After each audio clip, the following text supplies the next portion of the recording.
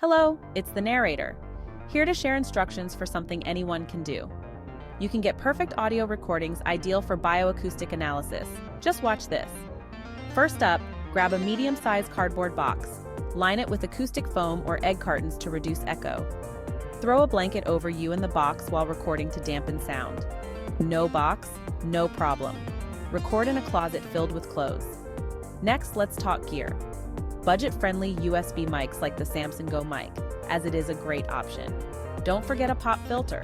Buy one cheap or DIY with a coat hanger and pantyhose. Any basic headphones work for monitoring. Now pick a quiet time and location. Turn off electronics to cut background noise. Position your mic between 6 and 8 inches from your mouth and speak across, not into it, to get a great recording. Consistency is key. Keep your volume steady and avoid moving around.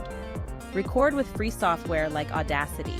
Use mono, not stereo, and set your sample rate to 32 kHz and bit depth to 16 bits.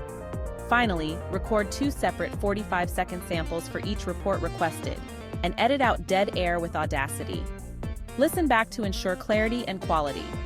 Follow these steps, and you'll have top-notch voice samples for bioacoustic analysis. Happy recording!